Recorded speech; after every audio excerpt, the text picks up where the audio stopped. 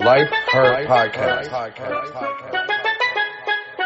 Hey, you. Her is me, her is you. Her is us, her is she, her is we. United we stand, baby, that hurt for keeps. I'm coming and I demand my space, I know it's free. I owe myself the world, they tried to count me out. I've been down some dark roads, they tried to pound me out. From cloudy to sunny, ain't think that I would make it out. I needed positive emotions to fill me out. Hey ladies, this is Life Her Podcast, Yvette Lloyd. I have Thea with me here. Hey Thea, how are you? I'm doing well. How are you, sis? I am doing good, girl, on this Saturday. Yes, Yes, it's a nice Saturday. It's beautiful. yes. So I read so much about you and I want to tell you that I am proud of you. I admire your strength. I admire your courage and even the fact that you just keep going constantly, no matter what obstacles that come across you in your life. I applaud you for being that example for women like us all over the world. Thank you, sis. I appreciate it. You're I welcome. truly appreciate it. Yes. So I want to take it all the way back to your childhood. What was it like growing up? Oh my. I'm gonna go back as far as I can remember. You know, I had grandparents that truly loved me. I was the apple of their eye. I was the only child, the only grandchild, the only great niece. So from a child coming up, I did get a lot of attention from them and just a lot of love being poured on me. Um, my mom, well, let me go back first. I was born and raised in Brooklyn, New York. My parents were married and they divorced when I was a baby. And daddy was around until the age of 8. Now, between the time I was born and the age of 8, my mom was a single mother. So, a lot of times my grandparents had me. When they didn't have me, I was at a babysitter, because my mom was working. And so we were living in East New York in the projects, and I had a babysitter who lived downstairs, and I ended up getting molested at the age of, I believe it was like 5 or 6, from my babysitter's boyfriend. And that was the first time that I experienced having to go to court, to testify. He did go to prison and he did time. But fast forward, my mom ended up getting married when I was 8 years old to my sister's dad, who was in the Navy. And we moved to Florida, Orlando, Florida. And I can say that he was a good dad. I mean, he didn't treat me like I was his stepdaughter, but he was abusive. He was abusive to my mom. He drank a lot. And it seemed like every time he got drunk, he, became violent with her. So from the age of 8 until the age of, I think it was like 13 or 14, I witnessed my mom being abused. But during that time, after my grandparents found out about it, they used to fly me back and forth twice a year back home to Brooklyn to kind of get me away from it a little. And so mom ended up leaving him. I was in junior high school. And from that point, it seemed like she just struggled because we moved from place to place. I ended up having my oldest son at 14, and I ended up having him from someone who I grew up with. Our families were very close. So I became a teen mom at 14. I even experienced my mom putting me in a facility and it reminded me honestly of, thank God I've never been to prison or anything like that, but the way it was set up, it felt like I was, it just, there was, we couldn't go anywhere. The place was, there was like brick walls around the building. We went to school in there. We went to counseling, we did all of that stuff. But I stayed in there for about 3 months. It was like a facility for children that had behavioral issues or had some type of psychological stuff going on. I didn't understand and didn't even know that she was taking me there. So one day I got in the car, she picked me up from school, and she said, "I'm taking you somewhere." And I said, "Where am I going?" And we get to the facility, and she leaves me there. And so, here I am in this place. I don't know anybody. And I'm, getting counseling, and the counselors are trying to figure out why did she even bring me to this facility. So I experienced that for 3 months, and then fast forward, I ended up getting pregnant with my oldest son. And when he turned 3 months old, we ended up moving back home to Brooklyn. My mom still, we were unstable. We were bouncing around, from place to place until she ended up getting housing in Staten Island. And that's when I started seeing my mom. She was doing drugs. She would leave us days. It would be me, my son, and my sister. I became a built-in babysitter, and she would go for days. She would call me and say, look out the window. She's coming home in a yellow cab. And I'll be up 2 or 3 in the morning. She never showed up. It was days we didn't have no food. My baby didn't have Pampers. My grandparents had to come from Brooklyn to help. And I experienced that for a good little while until I ended up leaving and went and stayed with some friends. But fast forward that, I ended up in foster care. And I was in foster care for about 6 months. And then I ended up getting out of foster care. I had to send my son to North Carolina. My mom had to move to North Carolina. So I had to send my son, he was 2 at the time, to North Carolina. And I stayed with my grandparents to finish school. And that was a challenge for me because I missed my child, and really couldn't focus like I wanted to because I didn't have my baby with me. But I was able to, to complete school. And so fast forward, after I finished school, I ended up moving to North Carolina with my boyfriend at the time. And we stayed down there with my mom for maybe 2 months. And then she ended up getting put out. So we ended up going back to New York. And I was living literally from pillow to pillow. Sometimes I was riding the train because I had nowhere to go. And that lasted for a few months until my youngest son's grandmother took me to EAU in the Bronx. EAU stands for Emergency Assistance Unit. And I stayed there for 3 nights and 4 days in this humongous room with people from all walks of life. There was no beds or nothing.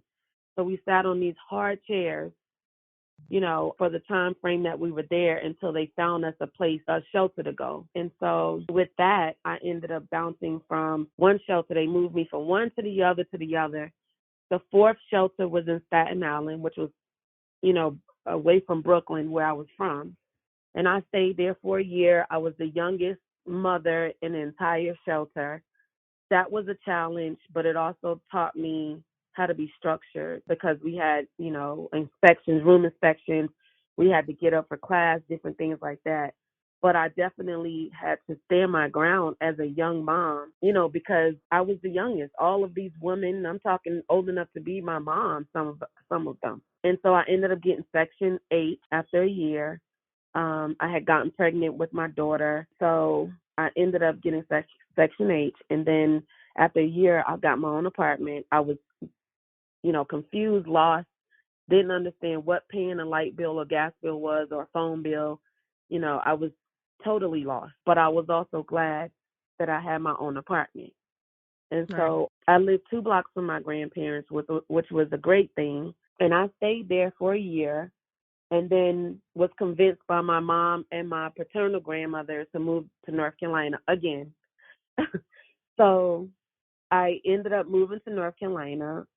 And when I moved, I was pregnant with my 3rd child. I had already had my daughter a month after I moved into my apartment. But I ended up getting pregnant with my 3rd child when I moved to North Carolina. So I moved there, and I had Section H. So I ended up getting my first place, which was a house. Didn't have no driver's license, so I didn't know how to drive. Had to depend on my mom, had to depend on neighbors, friends, whoever, to get me to and from. And that was a struggle because me and my mom didn't have the best relationship, and she had a husband who didn't like her to, be there for me and my kids like a mother should have. And so I struggled. It was very hard for me. I ended up getting my first job, which was doing data entry. Didn't know anything about typing. And one of the requirements was that you type 25 words a minute. And I remember being fearful about not getting the job because I knew I couldn't type.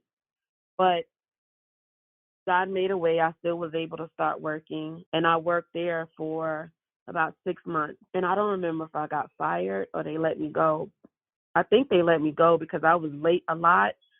I had to take taxi cabs and stuff, and I was late a lot. So they ended up letting me go. And so I ended up on welfare. I was getting food stamps. I was getting Medicaid. I was getting cash benefits. And with Section H, I was only, paying maybe $50 a month rent. But I wanted more.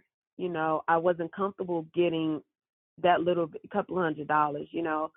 And so I had a caseworker, and I'll never forget her. She really, really blessed me and my kid's life. But I went to her. She called me in office one day, and she said, there's a company coming in town called Singular Wireless, which is now AT&T. Said, I want you to go to the interview. It's through a temp agency. And I said, well, I can't type like the requirements. She said, don't worry about it because what God has for you is for you. So I went to the interview and I got hired. I was making $9 an hour. And I was just so excited. And I said to her, well, now that I got the job, how am I going to get there? Do I have to keep depending on these taxi cabs? They're going to, I was concerned. And so she said, you don't worry about that. What I want you to do is go get your driver's license. And I said, get my driver's license? Like, I don't know how to drive. And so she said, just go get your driver's license. So my mom wouldn't take me, but her best friend took me. And I went the first day. I took the written test. I didn't pass, but she took me back the next day and I passed. And then the third day I went and took the road test and I passed and I got my driver's license. So I was really excited about that. And so I went back to my caseworker, really excited. And I said, Ms. Rodriguez, I got my driver's license, She said, I have something to share with you. And I said, okay. She said, there's an organization called Operation Blessing, and they're blessing you with your first vehicle. And I never forget sitting inside her cube, and I just started crying. And she said they're paying your registration. They're paying your registration.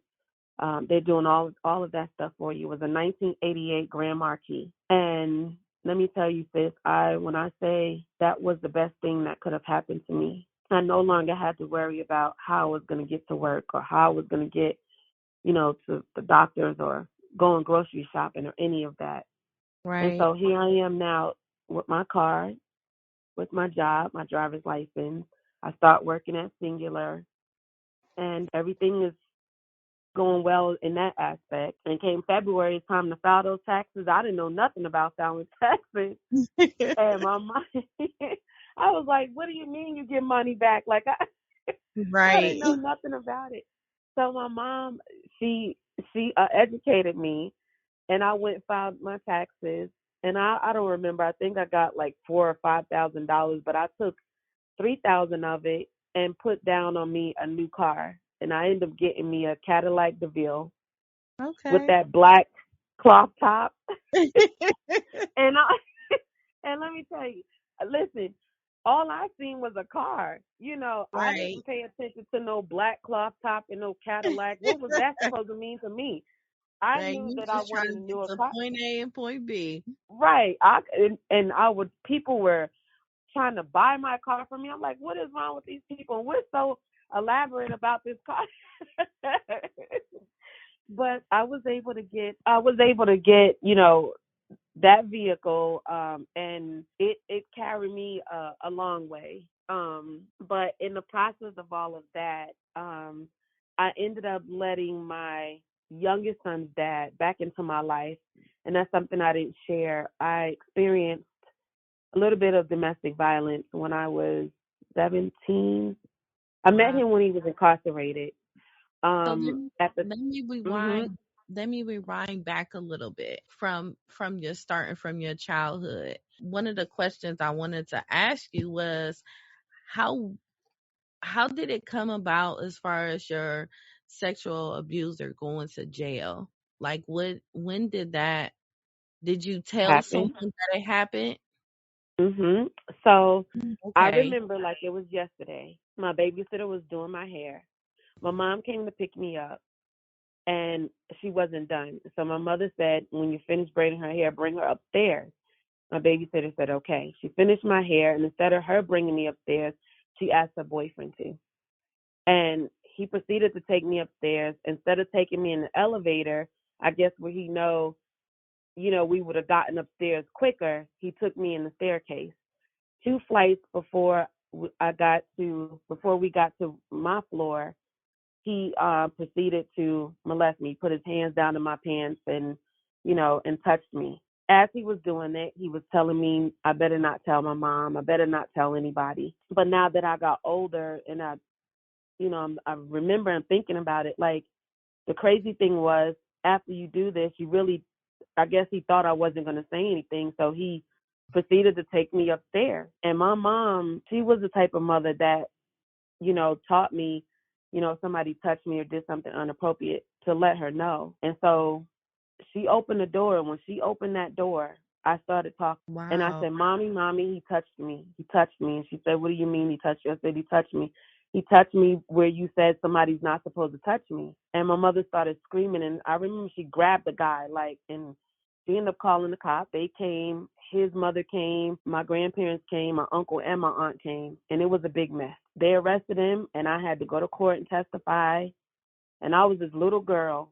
All I remember seeing was like the people and like the wood, the brown wood inside of the courtroom. And I had to testify and say what that guy had did to me. And that's how he ended up going to prison. He was found guilty and he went to prison. My uncle told me recently how much time he got for doing it. And he got a few years for it. Wow. I didn't even remember his name, but my uncle did, and he told me recently what his name was. But that was the beginning of, to me, the abuse, because that was sexual abuse. But then going into like watching my mom, that became this learned behavior. And my dad had went on, with his with another family. So, I hear two different stories as to why he wasn't there. But this is the guy, my stepdad, is who was showing me and teaching me how a woman's supposed to be treated by the way he was treating my mom. And so I ended up at the age of 16, I met my youngest son's dad through his best friend, and he was incarcerated. And I was 16, he was 28. And my mom said if he wasn't incarcerated, she would have pressed charges for statutory rape. But I dated him the whole time. I would go back and forth to the prison, all of that kind of thing. And when he came home, I experienced a little bit of abuse from him, and I was pregnant with my daughter. And he went back to prison, and that was the end of it. And when I moved to North Carolina, I kept in contact with his mom, the family, because I was best friends with his cousin. And so one day I called her, and she said he had came home and he had been looking for me. And I think at that stage of my life, I probably was tired of dating and wanted to settle down. And for whatever reason, I listened to him when he said, oh, he changed, this and this. I listened to him, so I let him back in my life. So he moved from New York to North Carolina, and things seemed to be going well at the beginning. But then I started seeing the changed behavior. He started controlling me.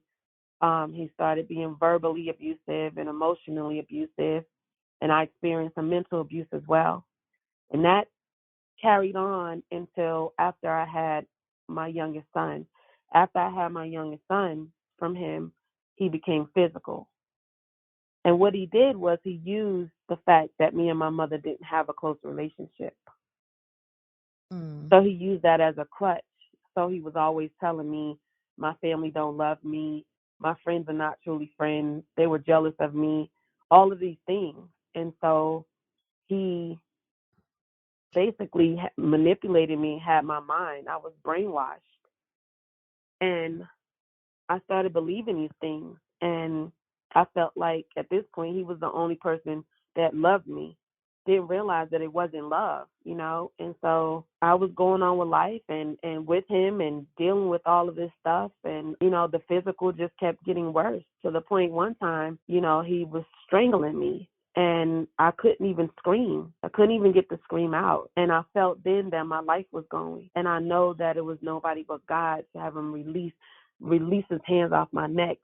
Because as I've seen him, I can see it looked like his eyes were getting big as he was strangling me. And I just felt like I was going. I couldn't, and I tried just like to scream help, and it wouldn't come out. I know it was nobody but God to have him remove those hands off my neck, because I wouldn't be here today. But I've experienced a lot. I mean, Yeah, you have. just Did you go to counseling or anything like that over time, like in between each traumatic experience that you have had? yeah. So when I was in foster care, I had counseling. Before I got pregnant with my last son, I went to counseling. And then I went to some counseling right after in 2000, well, was it 2013? Because I got out of that domestic violence relationship. I was in it for 9 years. So I got out of it in 2012. 2013, I started counseling. So I started that healing process. But what pushed me to get out of that relationship was because my children had started sleeping with knives under their pillow.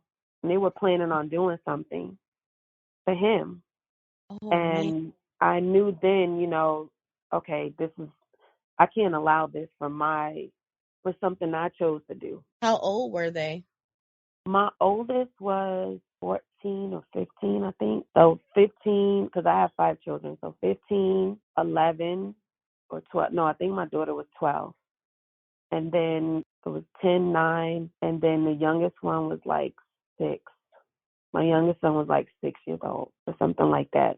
It was the estimate. But I had a friend who became my husband, and he helped us get out of that situation. He ended up moving us into a townhouse. We didn't stay there very long before we moved to Fort Stewart, to the military base, because he was in the Army. But I didn't give myself time to heal. And this is why I tell women and men, when you're in a domestic violence situation or any toxic relationship and you get out of it, you need to give yourself time to heal. Because if you don't, you're going to end up in another relationship and you're going to become toxic. And I was dealing with trust issues, self-esteem issues. I'm trying to heal from this toxic relationship, but the new guy is trying to love me, trying to show me that all men are not the same, making sure me and my kids were taken care of, telling me to either go to school or work. He didn't pressure me, to get a job or do any of that stuff. And because I was so used to working and going to school and taking care of my household, I couldn't accept that. So I wanted to do everything. What do you mean stay home? What do you mean? I didn't like, what are you talking about? I didn't accept it. So even that was an issue for me because I was used to being independent. Right. So I had self-esteem issues because I was so used to being beaten down. So when he would compliment me, when he would deliver roses or do different things, like I just looked like it was foreign to me. So I had that. I had trust issues. I was always telling him he was cheating or thinking he was cheating. So I became the toxic one. And we stayed married for almost 5 years before he left because he got out the military. We moved to Snellville, Georgia, which is north of Atlanta. And everything was going, we were living our life. And we ended up becoming homeless and had to move to a Motel 6. In the Motel 6, he ended up walking out. Literally, he left and went to Texas. And that was the last that I saw him. So it was a combination of things, not just that, but other things that, caused him to leave. But I try to tell people, don't jump into another relationship. Give yourself time to heal because you're going to become the toxic one. And it could be a good guy or good woman for you, Yeah. but because you're toxic, you can cause that person to just want to throw in the towel. You know what I'm saying? That wasn't the main reason why he left, but it was a combination of things from both of us.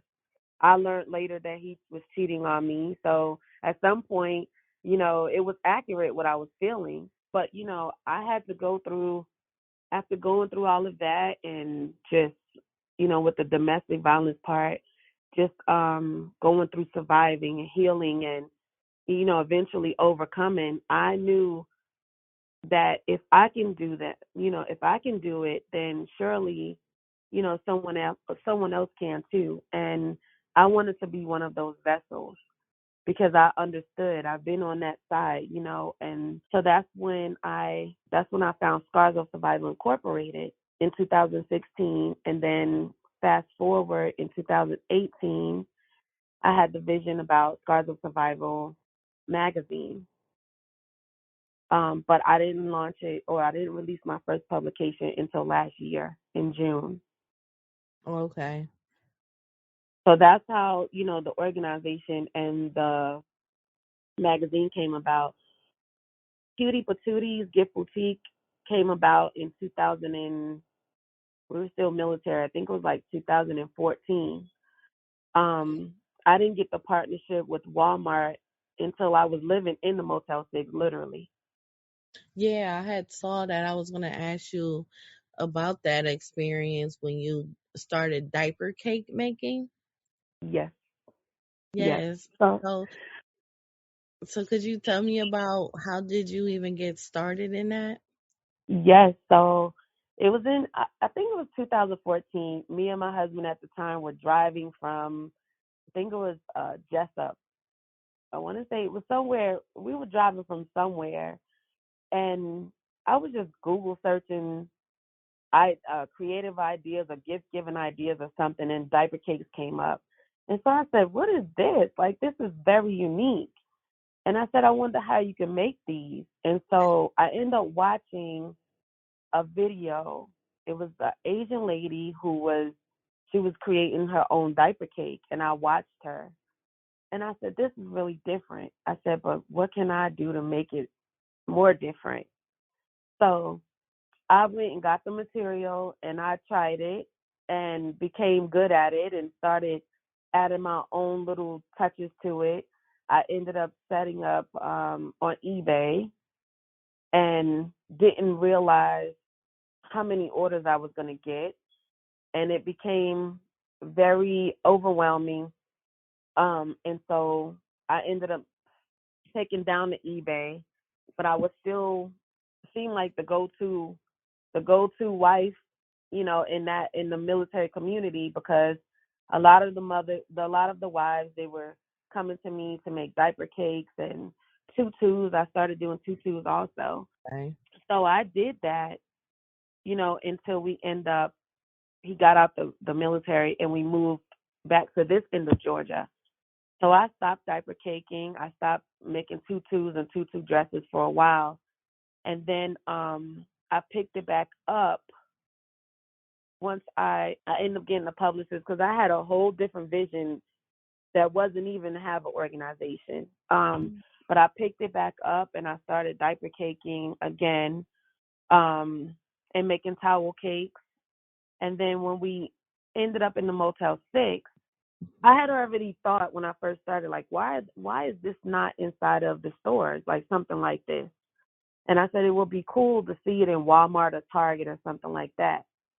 So when we ended up in the Motel 6, I was at the computer one day, and I was browsing on Walmart's website, and I don't know if I went to supplier something. I went somewhere, and it asked me to enter my business information and everything, and I submitted it not knowing that I was going to be contacted a couple of days later by email.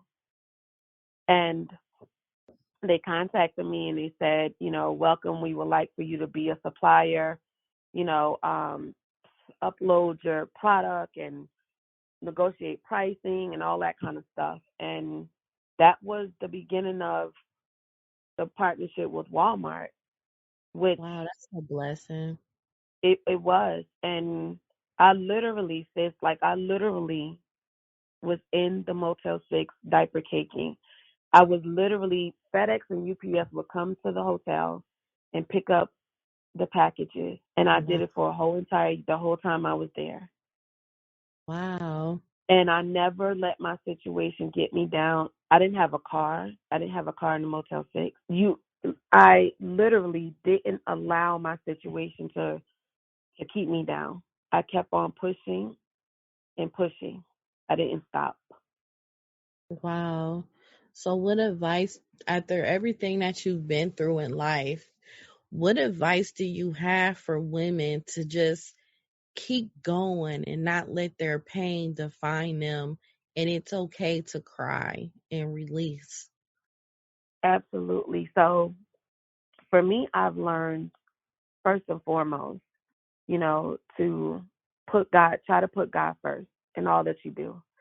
And I know that can be a challenge when we're going through things because we don't understand, but know that there's a reason for it all. Whether you realize it at that time or God shows you later, there's a reason for everything. So I say to trust the process. Know that what you're going through is not for you. It's to help the next person. I didn't ask to go through what I went through, but it's now allowing me to be one of those vessels to help someone else that's going through the same thing or not the same thing. Know that it's okay to cry. It is okay. It's better to cry than to do something else. You know what I'm saying? So if you gotta let it out, let it out. It's fine. That actually, in my opinion, helps to relieve some things when you do cry. Um, Find somebody trusting that you can talk to, whether it's an organization or family member or a friend. Find someone that you know is going to be non-judgmental in your situation, and know that you're not alone. There's so many people in this world who have experienced so many things. Although a lot of us have gone through things silently, but there's somebody in this world that's going through, so know that you're not alone. If you're in a domestic violence situation, you can always call the domestic violence hotline. They are very resourceful. They will connect you with the right resource based on what you tell them that your need is. And I know that because my organization is registered with them, so that it is accurate. They will connect callers with the right resource. So it's the help is there. But out of everything, and then share your story. When you get to that point that you're comfortable, share your story because it's not just healing for yourself, but it's also healing for other people. It's almost like when you're in a situation, right? Mhm. And you feeling so overwhelmed, you just want to vent to somebody. You just got to let it out. So you go vent to whoever you trust. And when you vent, you feel a sense of relief. It's the same thing with sharing your story. This stuff is built up. So you're speaking about it, or you're sharing it in a article, or whatever, however which way you want to do it. But sharing your story is healing, not just for you, but for someone else as well. So I also recommend that people do that too. And don't give up. Don't give up. Know that there is a time and a place for everything. And it's in God's time, not ours. And we Yes. have to remember that we think we know what's best for us. God is the only one that truly knows what's best for us. So we must trust his process. Have you ever experienced getting upset with God? And what advice do you have to people? Because sometimes when you go through different hardships in life, especially things that was so traumatic of the things you've been through, what advice do you have to women that are listening that gave up on God and don't even want to put their trust in him no more because they're so angry at him for even letting them go through something like that? Some of the situations that we go through, some of them, I can honestly say that we some of them we haven't put ourselves in that situation, and some of them we could have prevented the situation. So when we think about it, it's not, you can't blame God for something that, and don't get me wrong, I understand some people we didn't ask to go in a, be put in a domestic violence situation, but the situations that we could have prevented on our own, we can't blame God for that. Like, how can you blame God for something that, you see what I'm saying, that put yourself into or you allowed yourself to get into. You can't blame God. It wasn't God that told you to do it. We still have Right. common sense in some situations. God gives us common sense in those situations that we didn't ask to put that we put ourselves into.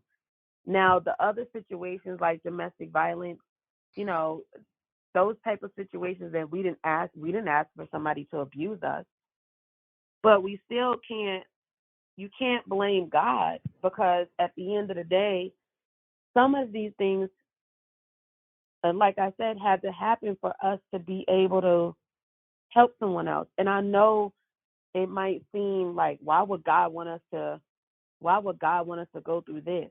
Or, why would he want his son or daughter to experience domestic violence or experience this traumatic situation? Again, why not us? Why not us? Because how is the next person that's going through gonna be able to gonna have hope? How are they gonna have hope? And how are they gonna be encouraged? And how are they gonna be inspired if they don't have someone there that has gone through similar situations or not the same situation, you know? So we don't need to be blaming God. We need to understand that why not us, first of all? And it happened for a reason. And that reason is so that we can be able to, again, help someone else. It's just like when we go through a traumatic situation, we go to counseling.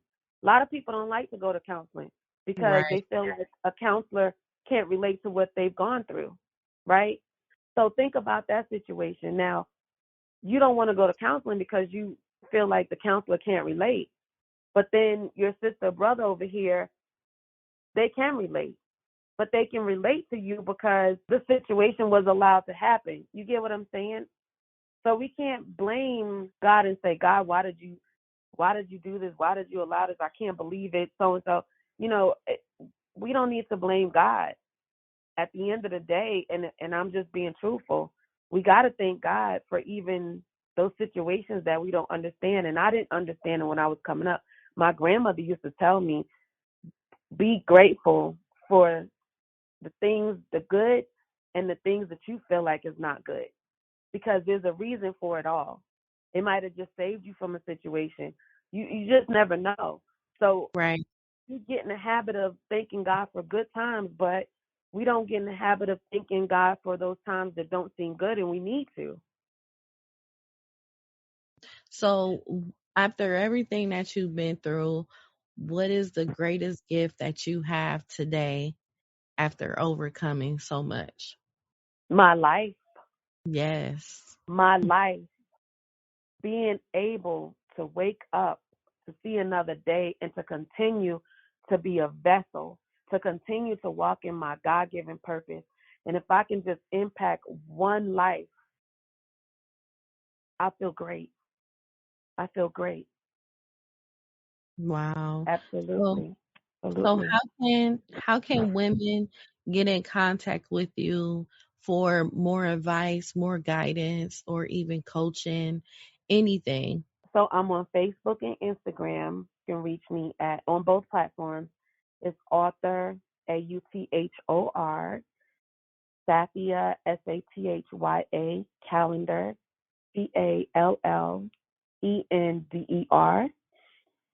Also, you can contact me on Facebook and Instagram on Scars of Survival Incorporated. Um, that is Scars SCARS of Survival SURVIVAL.